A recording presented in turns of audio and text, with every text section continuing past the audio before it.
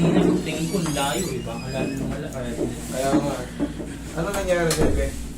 Tatalon daw dyan. Ha? Be, ano nangyari sa Epe? Ito yung mga. Ha? Hindi, yung bago ka gumising na masakit, anong ginawa mo nung mga nakarang araw? Hmm? Saan ka na tumalon? Nalaglag ka ba sa ano? O malakas din pagkatalon mo tapos kaldag lang gano'n? Yun hindi, huwag kang magsinungaling mga. Ay, sabihin mo lang yung totoo kasi hindi ka naman nalaglag. Hindi ka nalaglag. Kasi tumabingi yung katawan niya eh. Hindi yan basta-basta tatabihin kasi ang bata, tandaan nyo, flexible ang katawan yan. Flexible ang katawan yan. Ito, napuruan kasi. Tayo ka, be. Tingnan mo yung katawan ng bata. Ayan, o. Kaya, ayan. Tagilid, di ba? Upo ka. Ito, bata pa to. Pag nakita nyo yung x-ray nito, hiwa-hiwalay pa buto niyan. Kaya nagtataka ako, kasi kung simpleng takbo talon lang, hindi yan basta-basta magkakangayan. Maaring baka yung sa paglalaro nila napilipit yan. Tapos hindi nakabalik yung tinatawag na facet joint. May lumagutok ba be sa ano mo? Or natulog ka ng siguro nakayupot. Maaring uusog yan eh. Doon. Uusog kasi yung tinatawag natin mga facet joint or capsule joint. Isa pag natulog mo, nakadapang gano'n. Nakatapang gano'n? Ayun, possible yun. Pero yung mga laro-laro lang na ganyan, maliban na lang yung nangawitin niya yung sarili niya, doon magkakaroon difference yun. Pero yung mga laro-laro nga sabi ko sa inyo, yung mga bata, flexible yan, flexible yung mga bata. Pwede yung pao. May anong nararamdaman mo, sobrang sakit ng balakang mo? Nangangalay? Okay, sige. Ilang taon na ba ito, pre? 10? Napakabata mong malulumpusan na kung wala. Pero ito, pre, 3 days, diretso na ulit to. Okay? 3 days, diretso na ulit. Nakita ko kasi kanina pagkatid ko, pagparap niya sa gate ng elemental. Sabi Tagilid? niya yung lakad ah. Sabi ko, ilutin ko nga ng tanghali. Pagkangat ko ng damit, ang layo ah. Higa kang patihaya, be. Tignan mo yung paa niyan. Tignan mo yung paa niyan. Magkaigsi na, sige. Higa ka, be. Higa lang, higa. Yan. Sige, higa ka lang.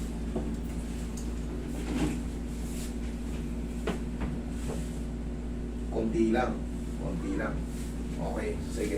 Tagilid ka, be. Tagilid ka. Yan, sige, tagilid ka. Huwag kang matakot. Ganito. Tuloy mo. Yan.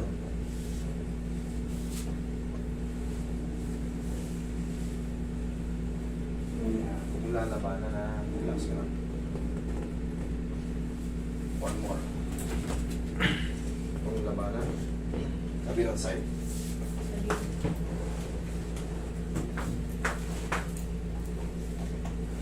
Pero to, 3 to 4 days balik na yung katawan nito.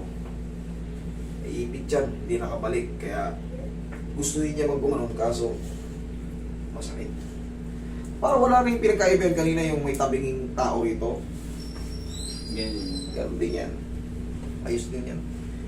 Mas maganda pa sa bata kasi flexible pa ito mga to. Kung lalabanan mo yan, lambot mo lang. Yan, kung labanan. Yung, isa pa. Yan, ihaya ka ulit, be. Ihaya lang, yan. Yan. Ito ang kagandahan din sa mga bata. Napakalambot ng dulo nito. Kung mga dumudulas lang yan. Kailangan lang maagapan. Kasi ang bata, napakabilis mag-heal. Pag napila yan sila, nasugat sila, mga ilang buwan ng isa't kalate. Kahit fracture, nakaka-cover ka agad. Tapa. Pero yan, pag napabayaan mo, nakagano na siya, siyempre, hihilom na yung maging muscle niya, magdidevelop. Eh, paragi na siyang ganyan. Yung unang send mo nga sa akin, kala ko scoliosis kasi bata pa to, di ako makapaniwala na bengkong eh.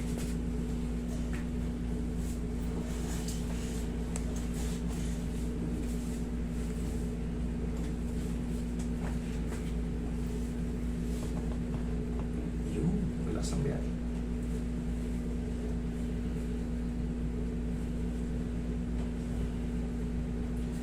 Pero pag ito yung dating manghihilot, may mga pilay na bata, ang palahaw nito pag hinilot. Sanay na ako ngayon, di ba? Roy, pagka yung bata, dinala kaya lola ko no? Abot yung iiyak nito hanggang kanto.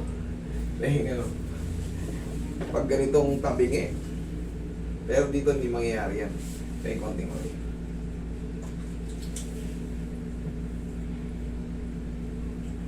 Pre, ano mo lang to, sundan mo lang to ng mga susunod na araw. Medyo umiinit ni anak mo, siguro masakit na lang nararamdaman niya. Parang nilagnat. Pero normal lang naman yun. Kasi, kita mo yung anak mo napilipit. Masakit na masakit. Parang umiinit siya, oh. Init parang ng bata. Sinat. Pero, 3 days wala na yun. Okay ka lang ganito sa outdoors na ganito, be? Okay. Bilan mo lang to ng pao, tapos bukas ng maga, pag-gising niya, o anong oras, ay walang pasok bukas, diba? Sabado. O yan, ganyan-ganyanin mo lang. Huwag mong diinan. Yan. Ganyan lang. Nararamdaman mong nadidiinan siya pero hindi siya aaral. Palagi mo lang tatansyahin yung kamay mo. Kasi maga yan ngayon. Ng mga isang araw lang to, no? Ganun ba? Martes daw ba? Martes. Walang baka. Tiyaya kami.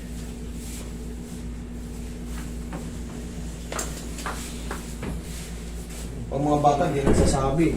Buti napansin mo. Pagdating ko kanino, Taas mo itong balakang. Sige be, straight ka lang. Yan. Mga dalawang araw lang to. Mga bata, mabibilis ang metabolismo ito. Yan, lagi sa tiyan yung kamay. Relax lang be ha, huwag mo lalabanan ha. Inhale, exhale lang. Taas mo. Yan, inhale, exhale. Down. Thank you. Yan, parang mabilis ka tumangkad.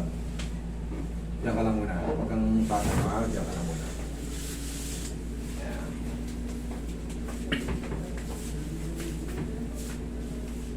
Pag nakaganyan kaya, straight be, masakit yung likod mo, hindi. Okay na. Okay, ganyan ka lang ha.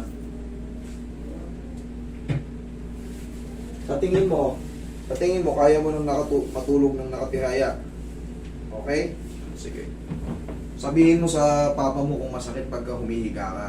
Kasi, ipapollow up niya yan dito. Pero sa tingin ko naman, yun lumagutok na yun, yun na yun. Sure na yun. konektado ba hindi dito? Kasi sumakit doon dyan. Hindi kasi nga, ang ginagawa niya, ganito yan, para malaman nyo lang. Kasi nga, di ba nakita mo, nakaganon siya. Siyempre, Ibit. yung abdomen niya, yung abdominal niya, gusto niyang tikasan kasi nga, masakit yung balakang niya eh.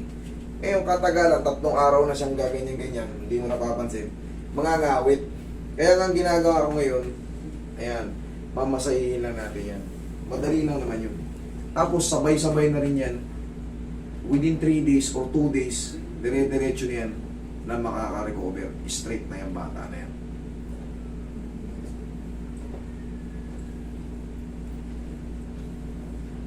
Tingin pa. Tingin pa, tingin. Okay ka lang dyan? Okay.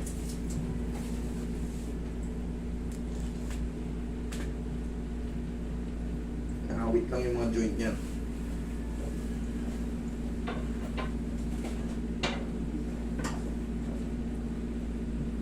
Oh, sige be. Upo ka lang. Oh. Diyan ka lang. Upo ka lang.